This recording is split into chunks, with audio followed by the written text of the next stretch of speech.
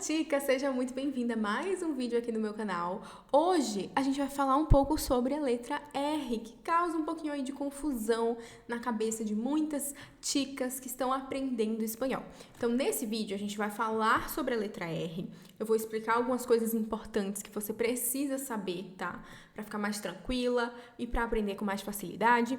E a gente vai fazer um exercício com trava-línguas em espanhol para que você pratique bastante, tá? Que é realmente o segredo do sucesso. Quando a gente quer aprender outro idioma, a gente tem que praticar. Não tem outro caminho. Mas antes de tudo, antes da gente chegar lá nos trava-línguas que eu trouxe, vamos falar um pouco sobre a letra R em si, tá? A letra R em espanhol, eu vou até compartilhar aqui a minha tela com vocês. Vocês já sabem que eu uso sempre o Notion para explicar algumas coisas. A letra R, vocês estão vendo aí a minha tela? Perfeito, presta atenção aqui, tá? Seguinte, a letra R no espanhol vai ter dois sons, tá? A gente vai ter o que a gente chama o R suave, que é um R que a gente já conhece no português. É um R super fácil de fazer. Por exemplo, em português a gente fala areia, em espanhol a gente vai falar arena, arena. E a palavra, o nome, né? Carol, Carol. Olha como a gente fala Carol. Em português, Carol, né? O som do L no final ali. Aqui no Brasil a gente fala desse jeito, né? Carol. E no espanhol, Carol, Carol, tá? Então tá vendo que eu não tenho nenhuma dificuldade com essa palavra. Aranha. Ui, o que foi isso que eu escrevi, gente? Pelo amor de Deus. Aranha. Eu não tenho. Cucaracha. Não tenho nenhuma dificuldade em fazer esse som. Então, é realmente suave. Que piada horrível, né? Falar o som do R suave. Agora, o R fuerte vai ser um pouco mais difícil. Onde é que a gente vai encontrar esse R? A gente vai encontrar ele no início de palavras como o meu nome, Raquel, Raquel, o nome da minha irmã, Regina, Regina, tá? E a gente vai encontrar também o RR, então, perro, perro. Tá vendo que quando eu faço o som do R no espanhol, de uma forma geral, eu tô fazendo o som com a língua. Arena, Carol, aranha, cucaracha. É diferente do português que a gente faz Raquel, certo? Aqui é igual, né, na verdade. O R suave é igual ao português. Areia, Carol, aranha. Cucaracha não, né? Mais barata. Agora, o R forte, no português, a gente faz com a garganta. Raquel, Regina, ok? Então, aqui a gente vai mudar um pouco. Ao invés do foco estar na garganta, a gente vai fazer com a língua. Ai, prof, mas eu tenho a língua presa. Você consegue falar português estando com a língua presa? Perfeito, você consegue se comunicar. Tem dificuldade para falar algumas palavras, certo? Perfeito, vai ser a mesma coisa. Segue a sua vida, treina. Se você quiser resolver a situação, acredito que seja com um fonoaudiólogo, né? Mas assim, se você se comunica bem em português, tendo a língua presa, você não vai conseguir se comunicar em espanhol, todo mundo vai te entender, acabou.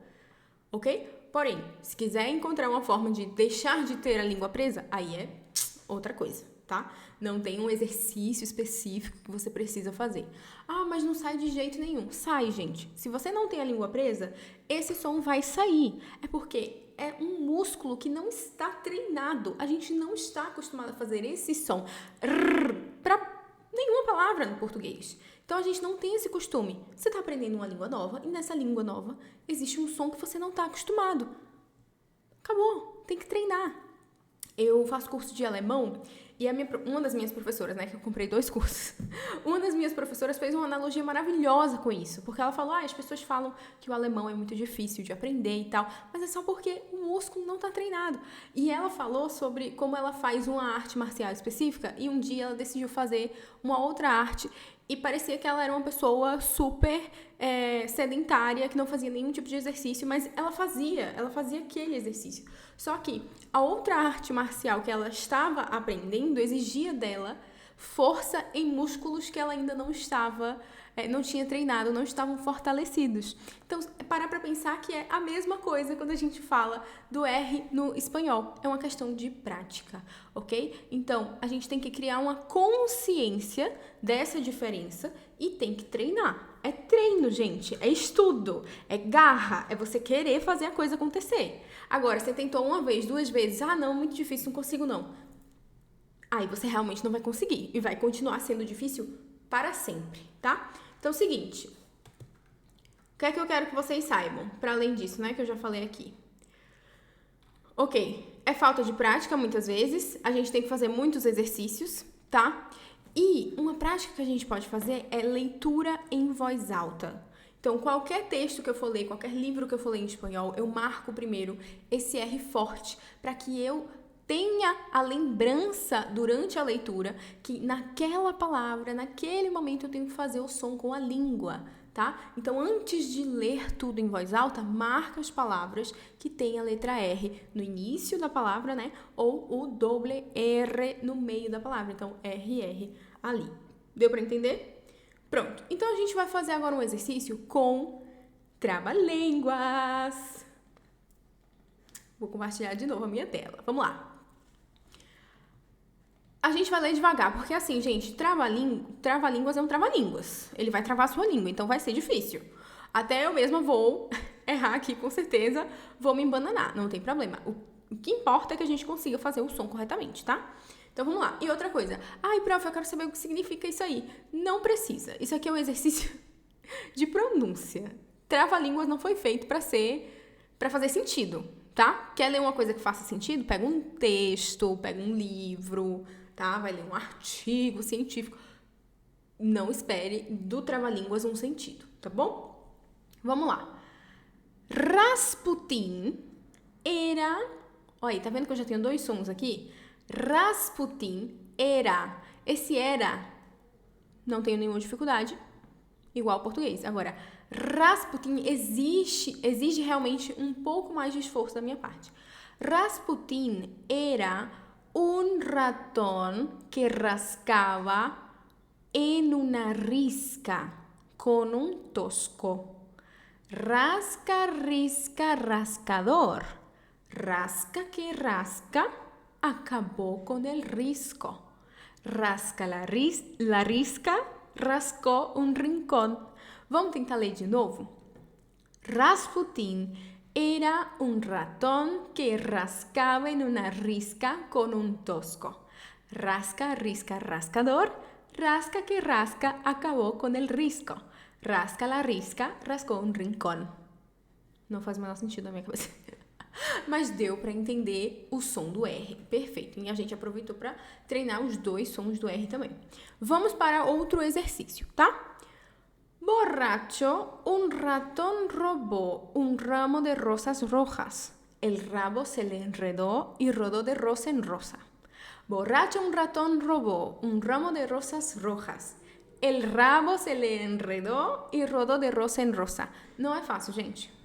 Eu sei que não é. Vamos treinar.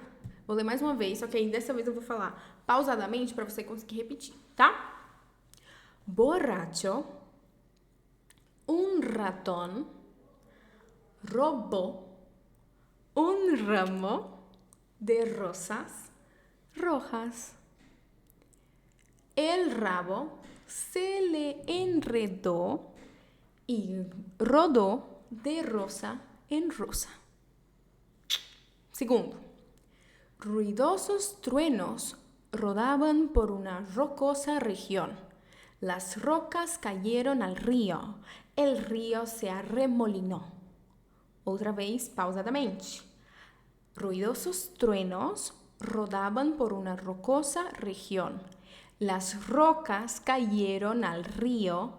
El río se arremolinó. Siguiente. El perro de San Roque no tiene rabo porque Ramón Rodríguez se lo ha robado. El perro de San Roque no tiene rabo porque Ramón Rodríguez se lo ha robado. Último, R con R guitarra. R con R, barril. Rápido corren las ruedas del ferrocarril. Tem que ter muito assim, ó. Tem que movimentar bem a boca para falar espanhol, tá? Isso é a verdade. Não tem o que fazer, não tem para onde fugir. Espero que esses trava-línguas tenham ajudado de certa forma. E a conversa sobre a diferença, né? De que é simplesmente um músculo que a gente precisa treinar. É uma habilidade que a gente precisa treinar. Você não está sozinha. Essa dificuldade muitas pessoas têm. Praticamente todas as minhas alunas. É muito raro chegar uma pessoa já muito confiante com esse R. São poucas as pessoas realmente. Porque realmente é muito diferente da forma como a gente fala aqui no Brasil, né?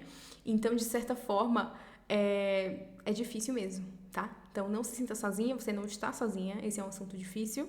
Até pra mim, às vezes, é um pouco difícil, mesmo falando há tantos anos, mesmo ensinando espanhol, mesmo tendo morado na Espanha, de vez em quando algumas palavras são realmente mais difíceis que outras, mas isso acontece até mesmo com português, com inglês, enfim. Sempre vai acontecer, a gente sempre vai ter alguma dificuldade. O que importa é que a gente precisa reconhecer essa dificuldade e buscar formas de trabalhar nelas pra gente ficar melhor. Né? Então, identificamos que não é uma questão de falta de conhecimento ou é só falta de prática.